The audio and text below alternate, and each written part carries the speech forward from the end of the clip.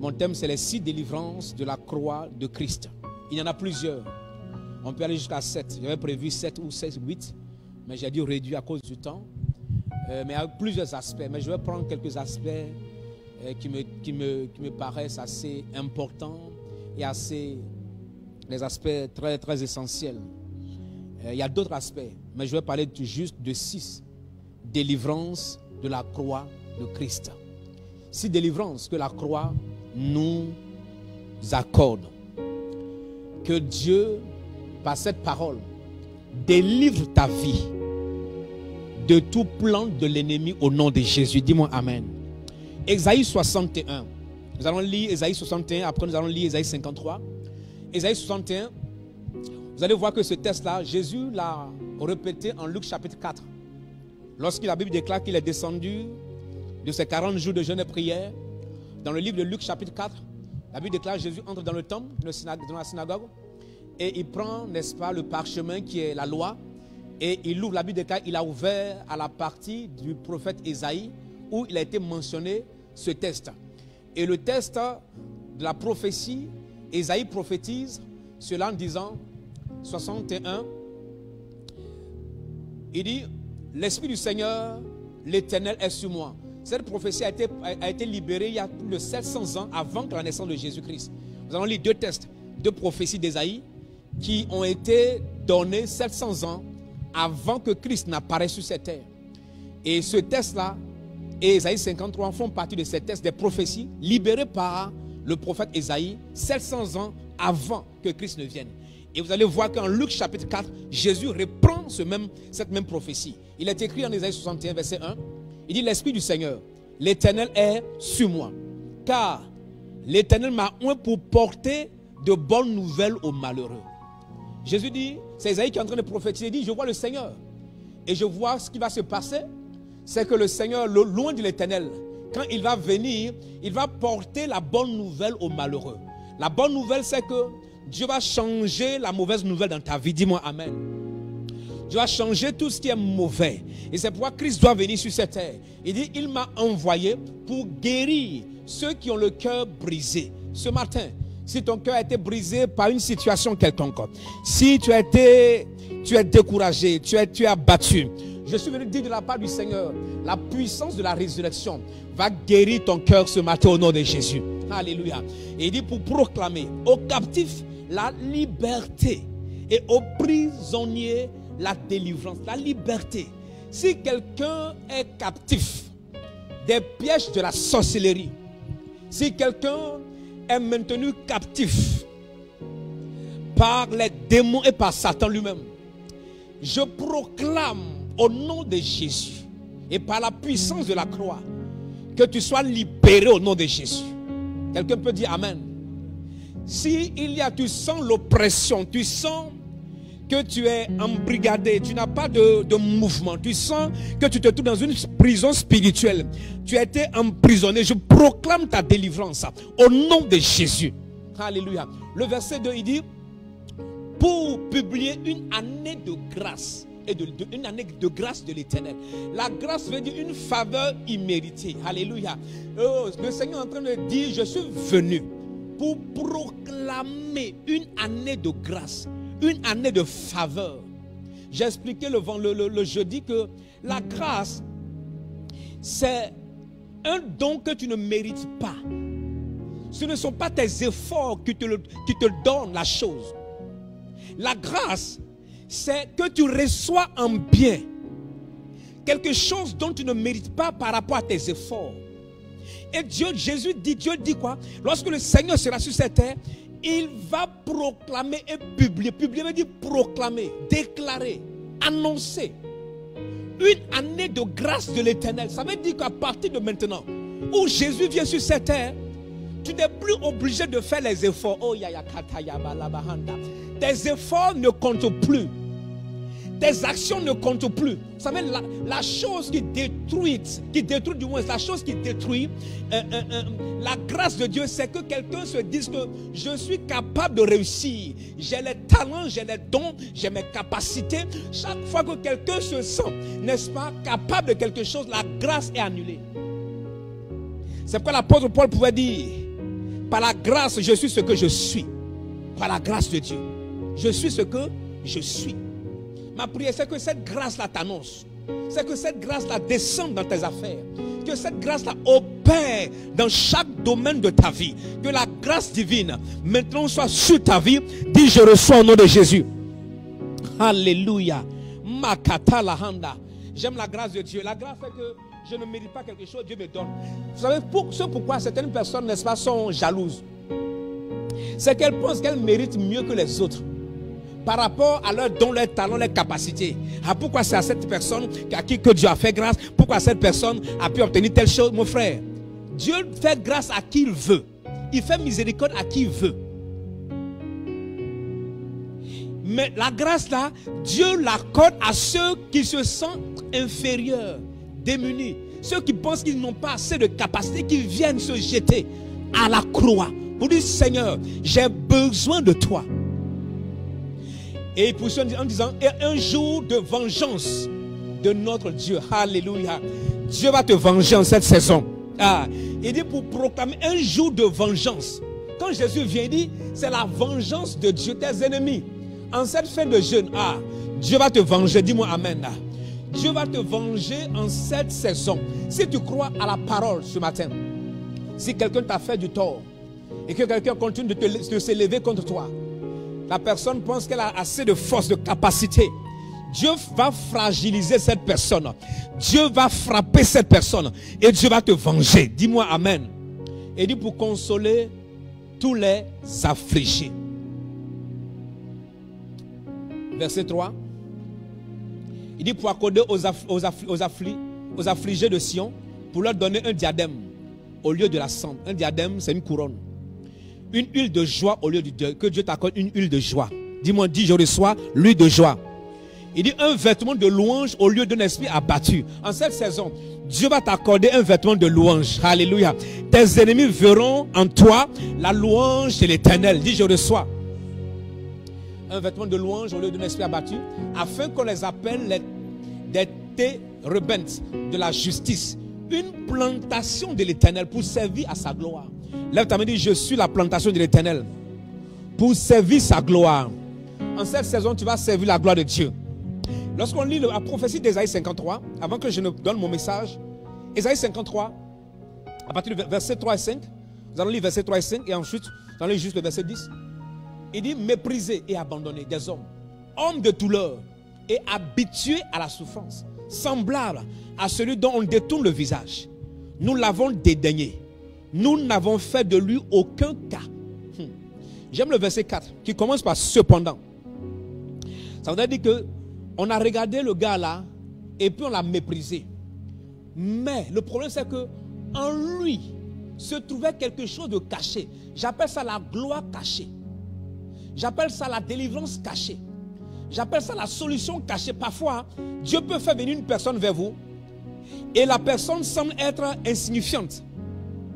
Une personne dont le regard n'attire pas de beauté, n'attire pas, n'est-ce pas, n'inspire pas, ou bien parfois n'inspire pas respect. Et souvent on regarde ces personnes et on les méprise. Mais la Bible dit parfois, dans ces personnes, Dieu cache ta solution. Si tu méprises la personne, tu as méprisé la solution. Parfois dans ces personnes, Dieu cache, n'est-ce pas, une situation, quelque chose de glorieux, un trésor qui va changer ta destinée. Mais si tu méprises, la Bible déclare, les gens ont méprisé. Et la Bible dit, cependant, ce sont nos souffrances qu'il a portées. C'est de notre douleur qu'il s'est chargé. Et nous l'avons considéré comme puni, frappé de Dieu et humilié. Verset 5. Il dit, mais, alléluia, il était blessé pour nos péchés. Vous savez, le mot péché ici, c'est différent de Nick. Il a dit, il était blessé pour nos péchés. Péché en hébreu veut dire pecha. Pecha veut dire faute, veut dire transgression. Pecha veut dire rébellion. Donc, il dit, il a été blessé pour notre rébellion, pour notre faute, pour notre transgression. C'est ce que péché veut dire. Et la Bible nous dit quoi? La Bible poursuit en disant, brisé pour nos iniquités. L'iniquité, ce n'est pas un péché. L'iniquité va au-delà du péché. L'iniquité transcende de génération en génération. Quelque chose d'abominable. que les pères, les arrière-grands-pères ont fait, qui se répercute ou qui va de génération en génération. Et la Bible dit, malgré cela, il a été brisé pour l'iniquité depuis tes grands-parents jusqu'à toi. Donc il est capable d'enlever la malédiction liée à cette iniquité. La Bible dit, le châtiment qui nous donne la paix est tombé sur lui. Et c'est par ces maîtres que nous sommes guéris. Je déclare la guérison de quelqu'un ce matin. Je déclare la guérison de quelqu'un ce matin. Je déclare ta guérison maintenant. Que l'iniquité depuis tes pères jusqu'à toi soit ôtée par la croix de Christ. Alléluia. Soit ôtée par la croix de Christ. Alléluia. Verset 10. Affiche-moi le verset 10. Il dit, il a plu à l'Éternel de le briser par la souffrance. Après avoir livré sa vie en sacrifice pour le péché, il verra une postérité et prolongera ses jours. Suis-moi bien. La Bible dit, quand Dieu a fini toutes ces choses envers Christ, à la croix, la Bible dit que il verra, et Christ va voir quoi? Sa postérité. Sa postérité, c'est qui? Sa postérité, c'est l'Église. Et la Bible dit, il prolongera ses jours. Donc, aujourd'hui, là, Jésus est en train de prolonger sa présence sur terre à cause de toi et à cause de moi. Dis-moi Amen. Tu es le prolongement, n'est-ce pas, de la vie de Christ sur terre. Tu prolonges les jours de Christ sur terre jusqu'à ce que le Seigneur vienne et qu'il te prenne. Tu es aux commandes. Lève ta main, je suis aux commandes. Je suis aux commandes. Alléluia. Tu es aux commandes. Tu dois parler aux circonstances. Et l'œuvre de l'Éternel prospérera entre ses mains. Alléluia. Mon thème, c'est, je parlais de 6 délivrances de la croix de Christ. L'œuvre de la croix rend tout croyant capable de se tenir dans la position juste devant le Père. C'est l'œuvre de la croix qui te permet de te tenir juste devant le Père. La justice est venue de Christ. Alléluia. Écoute-moi bien. La justice de Christ devient ta justice. Christ était juste. Et donc tu n'as plus besoin de faire les efforts. Par la croix, Christ t'accorde ta justice. Ceux qui croient en Jésus sont pardonnés de leur rébellion, de leur faute, de leur transgression. C'est pourquoi la Bible dit en Jean chapitre 1 verset 12. Il est écrit en Jean 1 verset 12. La Bible dit, mais à tous ceux qui l'ont reçu, à tous ceux qui l'ont accepté, qui ont cru, qui l'ont reçu et qui croient en son nom, qui croient au nom de Jésus. La Bible dit, elle a donné, la parole a donné le pouvoir de devenir enfant de Dieu. Parce que lorsque tu lis Jean chapitre 1, verset 1, on dit, au commencement était la parole. Et Christ est la parole. Amen. Et donc, elle dit, cette parole-là qui est Christ, a donné le pouvoir. Quand tu crois, ça te donne le pouvoir de devenir enfant de Dieu. Je ne suis pas enfant de Dieu par la naissance de mon père ou de ma mère. Je suis enfant de Dieu par la nouvelle naissance et par le fait que je crois en Jésus. Je crois en sa parole. J'accepte son sacrifice et j'accepte sa justification qu'il m'accorde. De sorte que je suis capable de me tenir devant le Père. Et le Père maintenant va m'écouter. Alléluia. Il a donné le pouvoir de devenir enfant de Dieu. Lesquels sont nés? Non. De la volonté, n'est-ce pas, des hommes. L'objectif de la croix, ce n'est pas pour nous prendre, pour partir au ciel. Écoute-moi bien. L'objectif de la croix, ce n'est pas pour que Dieu te prenne, pour aller au ciel. Mais l'objectif de la croix, n'est-ce pas, c'est de restaurer en nous, et pour nous, ce que nous avons perdu en Éden.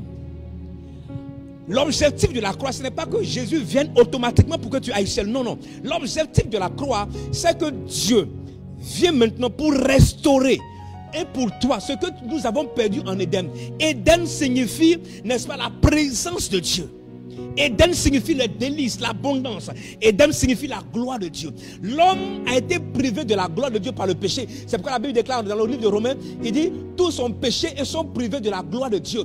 Or, lorsque tu as la gloire de Dieu, rien ne peut te toucher. Lorsque Adam et Ève vivaient dans le jardin, ils avaient la gloire de Dieu. Cette gloire-là les préservait des animaux féroces. Cette gloire-là leur permettait de parler au lion, de parler à l'éléphant, de parler au python, de parler à la panthère. Cette gloire-là était la gloire de Dieu. Cette gloire-là empêchait la maladie. Et donc lorsque la croix vient pour restaurer la gloire de Dieu, pour restaurer ce que nous avons perdu, pour restaurer la présence de Dieu, pour restaurer l'abondance. Adam et Ève étaient dans l'abondance dans le jardin. frère. Donc, c'est ce que Dieu est venu faire. L'homme vivait dans le surnaturel, dans le jardin. L'homme l'a perdu après le péché. Et lorsque l'homme a perdu, la maladie est entrée dans le monde. La souffrance est venue dans le monde. N'est-ce pas? Le péché est venu dans le monde. Mais lorsque Christ vient, il rétablit cette communion. La croix est venue nous restaurer. Je déclare à quelqu'un ce matin qui me suit, je sens dans mon esprit que tu as besoin d'une restauration. Tu as besoin d'une restauration par la croix. Je ne sais pas ce qui a été détruit dans ta vie, mais je prophétise et je proclame la restauration au nom de Jésus. Dis-moi amen. Reçois la restauration au nom de Jésus. Reçois la restauration au nom de Jésus. Alléluia. Vous savez, dans le jardin, après le péché, Adam et Ève ont perdu le statut de juste. Ils avaient perdu le statut d'être juste. La croix de Christ nous confère un nouveau statut. Tu peux aller devant Dieu et demander tout ce que tu veux. L'homme, à cause du péché, a perdu la position de prince et la position de princesse sur terre. Nous étions des princes et des princesses. Mais par la croix, je déclare ton statut restauré. Dis-moi amen. Je déclare ton statut de prince et de princesse restauré. Vous savez, un prince, c'est le fils d'un roi. N'est-ce pas? Une princesse, c'est la fille d'un roi. Or, la Bible dit notre Dieu est le roi. Jésus est roi des rois. Alléluia. Et si nous avons le statut de prince et de princesse, ça veut dire que nous avons droit à l'héritage du roi. Oh, quelqu'un ne m'a pas encore suivi. Tu ne m'as pas écouté. Je suis venu te dire, tu as part à l'héritage du roi. Dis-moi amen. Reçois l'héritage du roi au nom de Jésus. Amen. Donc la croix vient pour nous rétablir dans cette position de prince et de princesse. Parce qu'avant, l'homme gérait la terre. C'est nous qui gérons la terre. L'homme décide ce qu'il faut faire. Dieu a donné l'autorité à l'homme sur la terre. Et donc l'homme, le nom que l'homme donne à un être vivant sur la terre, le ciel accepte. Donc Dieu lui-même dit à l'homme, tout ce que tu nommes les animaux des champs, les poissons, tout ce que tu vas dire, moi, j'enregistre. J'imagine Adam passer et le lion en train de passer. Adam donne des ordres au lion. Donne des ordres au caïman, au crocodile. C'était l'autorité que l'homme avait. Que la croix du Seigneur en ce jour rétablisse son autorité. C'est pourquoi Jésus dit, tout pouvoir m'a été donné dans les cieux et sur la terre. Je vous donne ce pouvoir de marcher sur les serpents, sur les scorpions et sur toute la puissance de l'ennemi et rien ne pourra nous nuire. Par la croix, nous avons l'autorité, le pouvoir sur les démons. Nous avons le pouvoir sur les sorciers. Tout à l'heure, je venais à l'église, juste au carrefour de l'église. Je vois quelqu'un, les gens sont allés déposer un canari, ils ont cassé plein de fétiches juste au carrefour carrefour juste avant qu'on arrive à l'église ici. Et je vois plein de canaris et j'ai garé ma voiture à côté. Je suis descendu, j'ai pris ma bouteille d'huile. Il y a les gens qui venaient, je me suis arrêté, j'ai commencé, j'ai versé l'huile dessus, j'ai proclamé, j'ai détruit ces démons, je les ai liés, j'ai dit je vous retourne là où vous venez. Tout ce que vous êtes, si quelqu'un vous a fait venir à ce carrefour pour un malheur, que le malheur retourne à cette personne. J'ai fini. Les gens sont dit, ah, pasteur, merci, ils ont peur. Moi, je n'ai pas peur. Je descends, je chasse les démons, je suis parti. Parce que la croix du Seigneur me donne l'autorité. Si les gens sont tout à l'heure, vont voir le fétiche qui est là, ça me donne l'autorité, je chocotte ça et puis c'est tout. Nous sommes rétablis dans la gloire de Dieu, dans le pouvoir de Dieu, par la puissance de la croix. Aucun démon ne peut t'attaquer. En cette saison, je déclare qu'aucun membre de cette église, toute personne qui me suit, par ma parole, tu ne seras pas touché par un démon. Dis-moi amen. Tu ne seras pas touché par un fétiche. Tu ne seras pas touché par coronavirus. Tu ne seras pas touché par un cancer. S'il y a un cancer dans ton corps, je déclare la guérison. Dis, je reçois. Yes. Et donc l'homme a perdu la puissance pour assujettir ses ennemis. Mais Dieu revient. L'homme a perdu sa place dans le jardin. L'homme a perdu le mandat d'être fécond. Dieu dit, soyez féconds, multipliez, remplissez la terre, assujettissez-la. Elle dit, domine sur la terre, elle dit, dominez. L'homme a perdu ce mandat d'être fécond. La fécondité, c'est la multiplication, c'est la productivité. Avant, même dans la Bible, quand tu lis la Bible, il y a juste, je crois, toutes les femmes stériles dans la Bible ont accouché à part une ou deux, je crois, à part Mika, je pense bien. qui était la femme de David. Il y a une ou deux femmes qui n'ont pas accouché. Mais toutes les femmes stériles qui ont rencontré Dieu. Parce que pour Dieu, ce n'est pas normal. La stérilité est l'œuvre du diable. Dieu a proclamé sur l'homme le mandat de fécondité. Donc tout homme doit être fécond. Je déclare en ce jour que tu sois fécond au nom de Jésus. Je déclare la fécondité dans les entrailles d'une femme, dans les entrailles d'un homme, dans le nom de Jésus. La croix de Jésus est le point d'intercession entre la vie naturelle et la vie surnaturelle. En cette saison de jeûne et prière, nous avons parlé de la surnaturalisation. Que la croix de Christ te surnaturalise. Alléluia. C'est le point d'intercession entre le ciel et la terre. La croix de Jésus est le centre d'opération de notre salut. Quand tu regardes la croix, quand tu vas à la croix, c'est le centre d'opération du salut. Le salut veut dire délivrance, guérison, protection, prospérité, bénédiction, fécondité. C'est ça le salut. C'est un package. Le salut, ce n'est pas juste être sauvé des péchés, mais c'est aussi être sauvé de la malédiction, être sauvé de la pauvreté, être sauvé de la maladie, être sauvé de la stérilité. Je proclame que tu reçois au nom de Jésus. Que cela soit ta portion au nom de Jésus. Regardons rapidement, je vais aller très vite, les 6 délivrances de la croix. Première chose, à la croix, Dieu change la punition en paix. À la croix, Dieu change notre punition en paix. La Bible nous dit en Isaïe 53, verset 5. Il est écrit, mais il a été blessé pour nos péchés, brisé pour nos iniquités. Et le châtiment veut dire la punition qui nous donne la paix est tombé sur lui. Donc il a changé la punition en paix. Alléluia. Ça veut dire que sur la croix, Jésus a reçu sur son corps et sur son âme la punition que devait subir chaque être humain. Il a subi à la croix, il a subi sur son corps la punition de toi et de moi. Nous avons été condamnés et destinés à la mort éternelle. Toute punition qui devait, n'est-ce pas, venir dans la vie des hommes, Christ l'a pris. Et donc il a changé ta punition en paix. Le diable n'a pas le droit de te tourmenter. Il n'a pas le droit de te punir. Jésus, Dieu n'est pas là sur cette terre pour nous punir. Il est là pour nous donner la paix. Je proclame la paix dans ta maison. Dis-moi amen. Je proclame la paix dans ton cœur. S'il y a quelqu'un qui est troublé, qui n'a pas la paix, je proclame en ce jour la paix maintenant dans ta vie au nom de Jésus. Dis, je reçois la paix. Dis, je reçois la paix de Dieu. Alléluia. Que Dieu t'accorde la paix. Alléluia. Amen. Donc après, avec le prix payé par Jésus, le transfert peut être fait. Nous avons la paix, nous avons la réconciliation, le pardon, le pardon de nos péchés. Et Dieu fait quoi?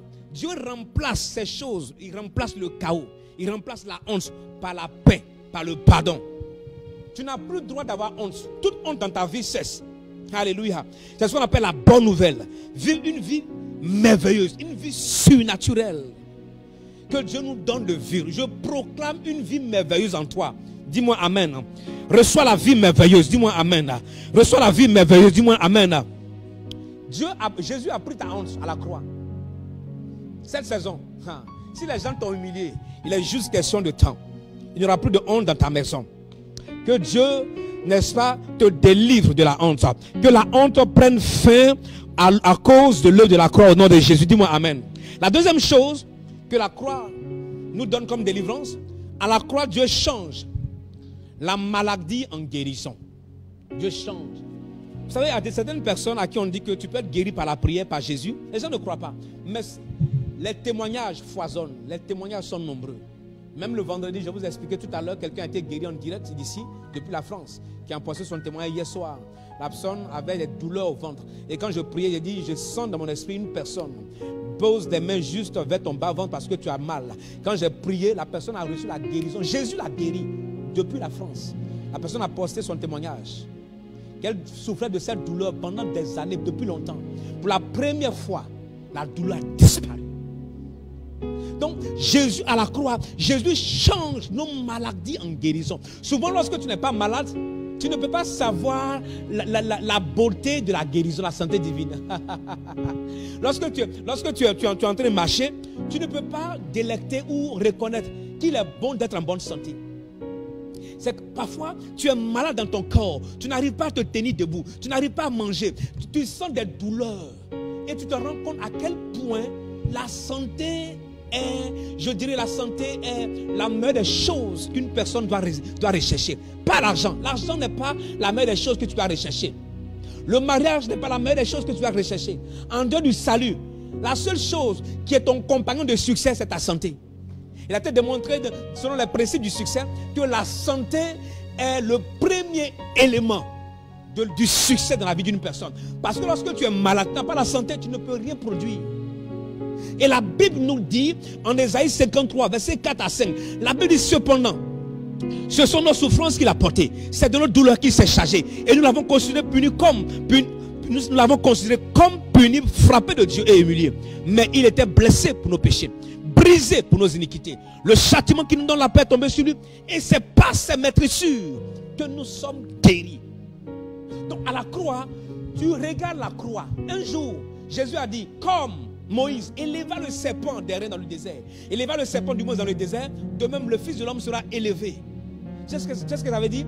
Lorsqu'Israël a péché contre Dieu par leur rébellion, Dieu fit venir les serpents brûlants dans le désert. Et les serpents ont commencé à mordre les Israélites dans le désert. Lorsqu'un serpent te mord, tu meurs parce qu'il n'y a pas d'antidote. Il n'y a pas de vaccin. Il n'y a pas de remède. C'est les serpents que Dieu a fait venir. Aïe, aïe, aïe, aïe, aïe, aïe. Et la Bible déclare que quand le serpent te mord, tu meurs. Et Moïse a supplié Dieu. Et Dieu a dit à Moïse, élève un serpent sur une perche.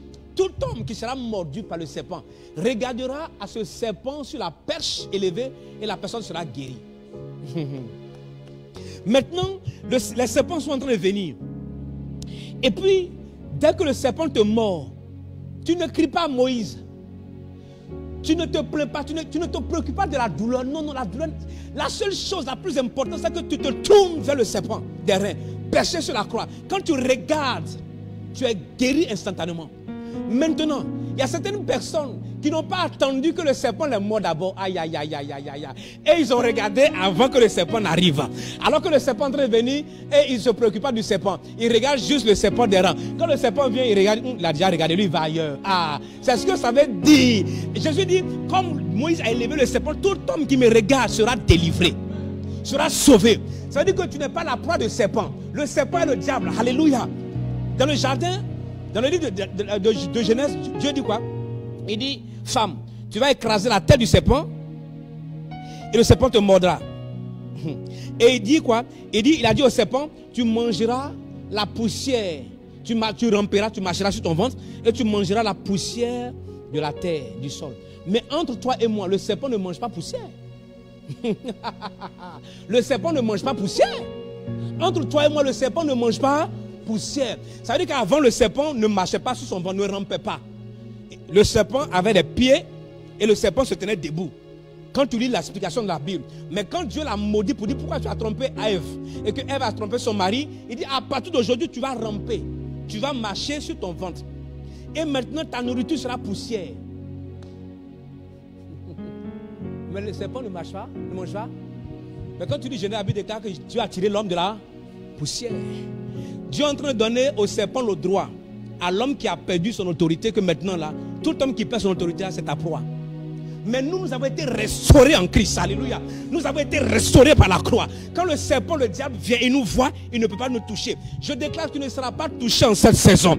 Tu ne seras pas touché. Quand tu regardes à la croix, tu es guéri instantanément du péché. Tu es guéri de toute forme d'infimité. La Bible dit, c'est par ses maîtressures que nous avons été guéris. Je déclare la guérison dans la vie de quelqu'un. Dis, je reçois la guérison. Je reçois ma guérison. L'être me dit, je ne suis pas la nourriture du diable. Je ne suis pas poussière. Je suis céleste. Par la croix de Jésus, j'ai été restauré. Amen. Tu as été restauré. Donc le diable peut tuer plusieurs personnes. Il peut rentrer dans le quartier, dans la maison, chercher les gens, aller manger. Mais quand il te regarde, il sait que tu as déjà regardé à la croix. Parce que la croix, c'est la puissance. Alléluia.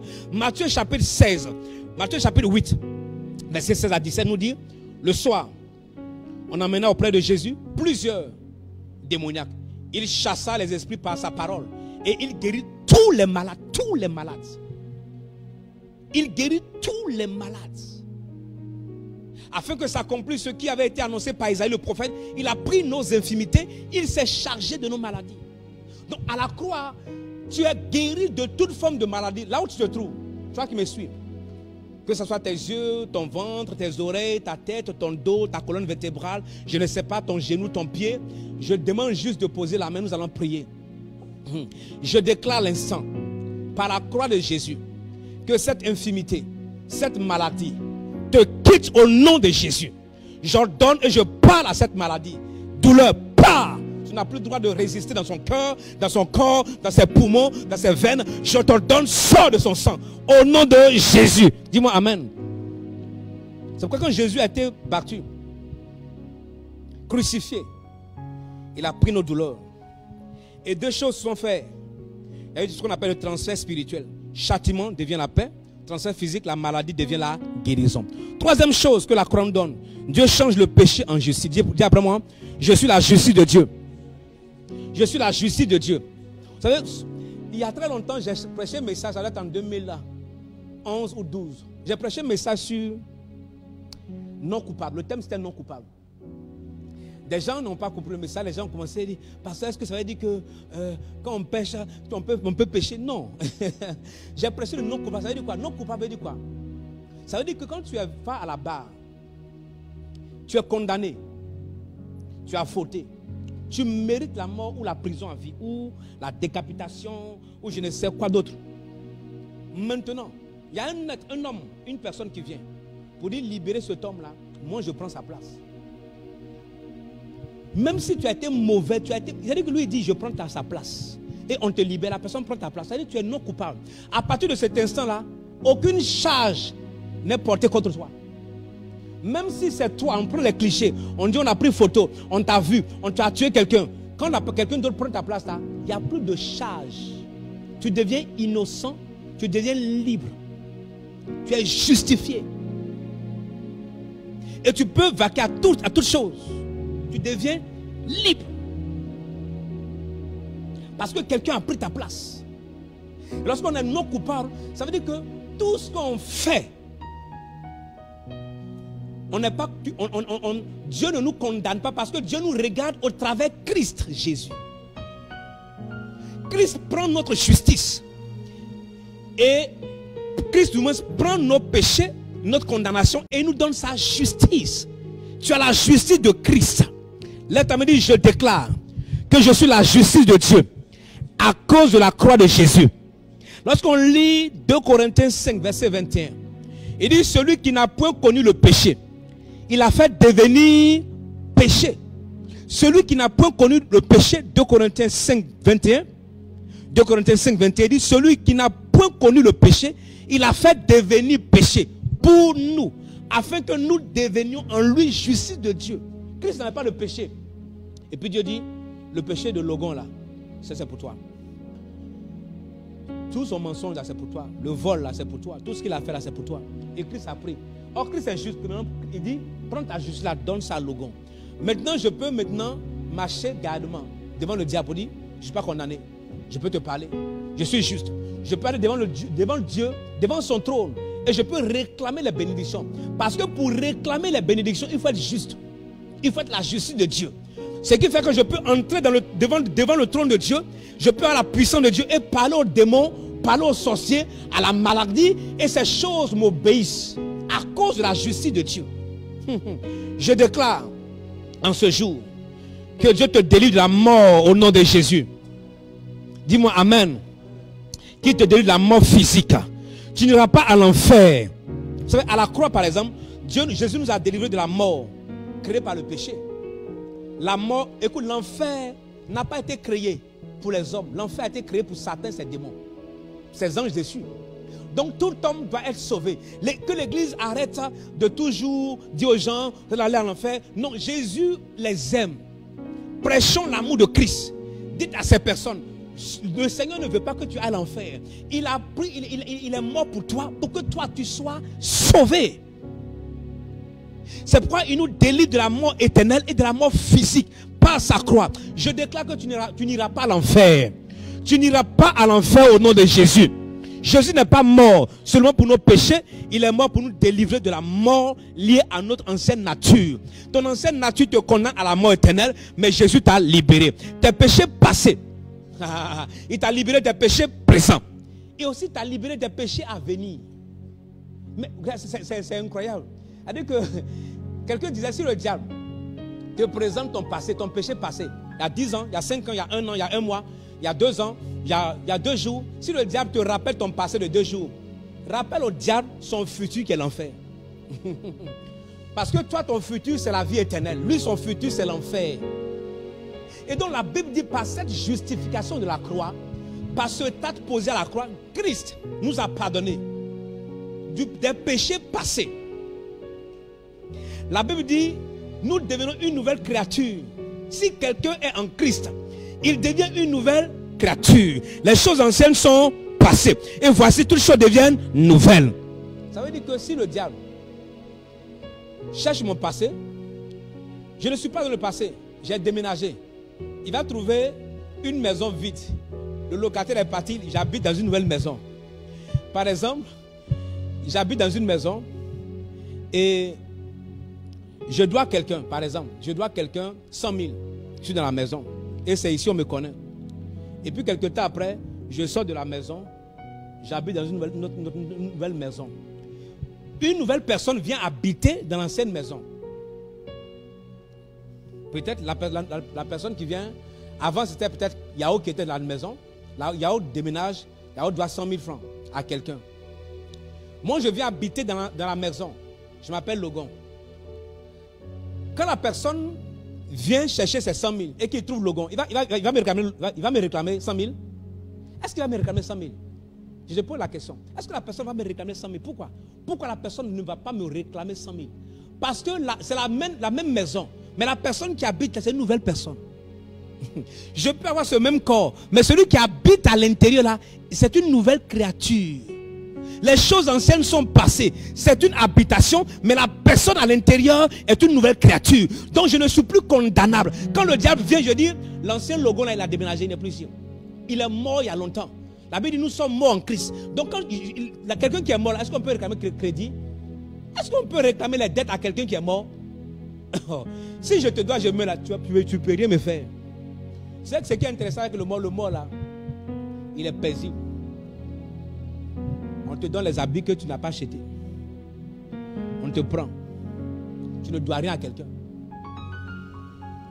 Et c'est ce que Christ a fait pour toi et pour moi. Nous ne devons rien à Satan, ni dans le passé, ni dans le présent, et aussi dans le futur. L'éternel, je ne dois rien à Satan. Dis Satan, démon, sorcier, je ne vous dois rien. Mon passé, mon présent et mon futur ont été pardonnés par le sang de Jésus. Dis-moi Amen. Quatrième chose que la croix nous donne, à la croix, Dieu change la malédiction en bénédiction. Lorsqu'on parle parfois de bénédiction, il y a certaines personnes qui sont gênées. Il y a plus de bénédiction dans la Bible que la malédiction. Dieu m'est un Dieu de bénédiction. Il dit que je te bénirai, je te multiplierai. Dieu a commencé le mandat de l'homme par la bénédiction. La Bible dit Dieu les bénit.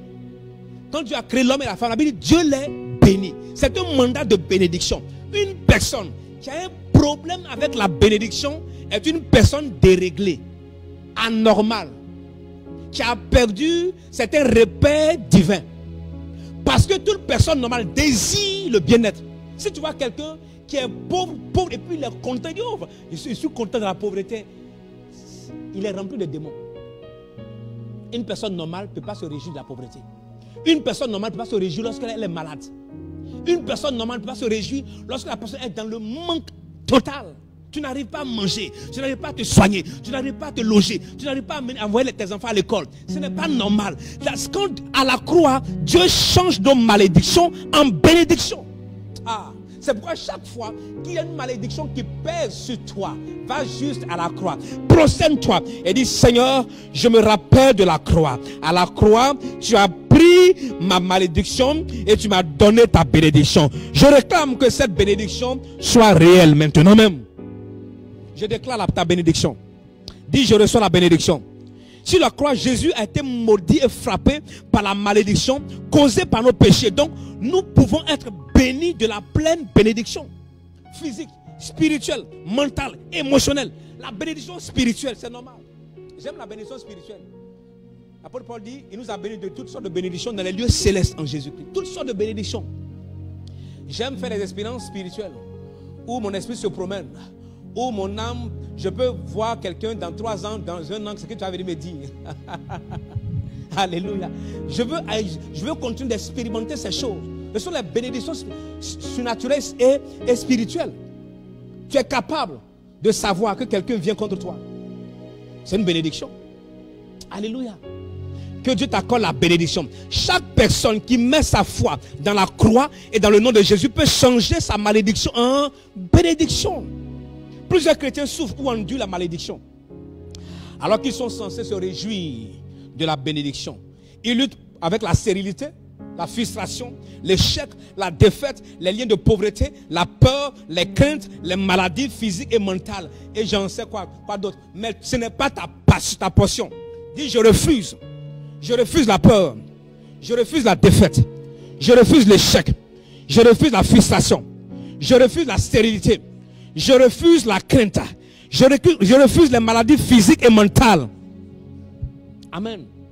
Plus besoin d'avoir des maladies physiques ou mentales. Non. Tu as été carrément, complètement libéré, délivré, restauré, rétabli par la puissance de la croix. Si tu es un croyant, une croyante de Nouveau Testament, qui est assis avec Jésus dans les lieux célestes, regarde ce que la Bible dit. Éphésiens 1, verset 20 à 21. Éphésiens 1, verset 20 à 21. Il dit, il a déployé en Christ, en le ressuscitant des morts. Gloire soit rendue au Seigneur. En ce jour, nous proclamons la résurrection de notre Seigneur des morts. J'aime cette image de Jésus. Souvent, je me rappelle, je pense à ça. Vous savez, un jour, le Seigneur a ouvert mon esprit sur la manière dont on traitait le Seigneur. Il a été humilié, déshabillé. Même les enfants se moquaient de lui. Même les enfants. Le roi de tout l'univers a été moqué par les enfants. Déshabillé devant les femmes. Devant toute personne. Et on a préféré libérer un brigand, Barabbas, au détriment d'un juste. De façon symbolique, Barabbas représentait l'humanité déchue et pécheresse. Et Jésus était en train de prendre sa place. Imagine, vous savez, quand tu as la barbe, imagine combien de personnes, combien de fois les gens tiraient sa barbe, le sang sortait par sa barbe. Le sang sortait de sa barbe, son menton. Les gens tiraient. Imagine les épines, il a été démontré selon l'histoire biblique que les épines, la couronne d'épines faisait 5 cm. Et on a posé sur sa tête, et les gens ont pressé. Et ils l'ont placé à la croix. Ils l'ont cloué. Ils ont percé son côté. Et quand le diable faisait ça, le diable se moquait, il se riait. Il disait c'était fini. Et ils l'ont pris, ils l'ont descendu dans l'enfer, dans le tombeau. Ils ont fermé les ténèbres. Premier jour, deuxième jour, le diable festoyait avec ses démons. Avec ses démons. Il disait, on a vaincu l'enfant de Dieu. Le Fils de Dieu est vaincu. Nous allons maintenant prendre le contrôle de la terre. Et le troisième jour, ma Bible dit que la terre a tremblé. La terre tremblait. La terre tremblait. Les rochers se fondirent en deux. La terre sûrement dit, je ne peux pas maintenir mon Créateur à l'intérieur. Celui qui m'a créé ne peut pas être enfermé par moi. La terre a tremblé. Quand la terre tremblait, la Bible dit Jésus est descendu aux enfers. Il allait prêcher aux morts. Aïe, aïe, aïe, aïe. Et les morts ont été revêtus de chair. Ils sont sortis. Les tombeaux sont ouverts. Quand les tombeaux sont ouverts, la Bible dit qu'il est parti à l'enfer, là où le diable et ses démons étaient. Et il a dit à Satan, donne-moi les clés de la mort, les clés du séjour de la mort, les clés de la vie. Donne-moi les clés. Avant sûrement qu'il arrive, aïe, aïe, aïe, aïe. Les démons qui étaient commis, qui ont été emmenés pour surveiller Jésus, ont commencé à trembler. Et quelqu'un, un démon est parti faire le rapport à Satan pour dire, celui qu'on a crucifié s'est réveillé. Oh, Shakata la Bahande. Celui qu'on a crucifié s'est réveillé. Il dit, vous parlez de qui? Le brigand à sa droite. Il dit non, non, non. Il dit le brigand à sa gauche. Il dit non, non, non. Il dit c'est qui? Je sais qu'on a crucifié 3 personnes, mais celui du milieu m'intéresse. Il est mort, c'est fini. Ça fait 3 jours. L'un d'Adam dit, on ne peut pas dire son nom. Si on dit son nom, tu vas tomber. Il dit quel est son nom? Il a dit Jésus, ça t'est tombé. Jésus a eu la victoire. Il a récupéré les clés. Et il a dit à l'église, je vous donne les clés du royaume. Je vous donne les clés. Tout pouvoir m'a été donné sur la terre et dans les cieux. Je vous donne ce pouvoir. Si vous parlez à Satan, il va obéir. J'ai remporté la victoire pour vous. Prenez. Et la Bible nous dit en Éphésiens 1, verset 20. La Bible dit, il a déployé en Christ, en le ressuscitant des morts, et en le faisant asseoir à sa droite dans les lieux célestes. Verset 21. Au-dessus de toute domination, de toute autorité, de toute puissance, de toute dignité et de tout nom, qui se peut nommer, non seulement dans le siècle présent, mais aussi dans le siècle à venir. Non, aussi dans le siècle à venir. Jésus a été élevé au-dessus de toute puissance, de toute autorité. Ça veut dire que la puissance du vaudou n'est pas comparable à la puissance de Jésus. La puissance du féticheur n'est pas comparable à la puissance de Jésus. La Bible dit toute autorité, toute domination, toute puissance, toute dignité, tout nom qui se peut nommer, non seulement dans le siècle présent. Ça veut dire quoi? Tous les rois là, maintenant et à venir, vont se prosterner en ce nom. Alléluia. Ils vont se prosterner en ce nom. Nous avons la victoire en ce nom. Nous avons la victoire en ce nom. Nous sommes bénis en ce nom. Tu dois t'attendre à la joie de la bénédiction. T'attendre à la bénédiction de la fécondité. Tu dois t'attendre à la bénédiction de la protection. T'attendre à la bénédiction de la direction de la part de Dieu. La victoire est une bénédiction. Le succès est une bénédiction. L'honneur est une bénédiction. La domination est une bénédiction. La santé divine est une bénédiction. Donc la bénédiction, c'est plus autre chose. La bénédiction, ce n'est pas juste le matériel. C'est toute autre chose. Plus que ça. Et à la croix, Christ a changé. 5e, à la croix, Dieu a changé l'ancienne nature aux créatures de nouvelles.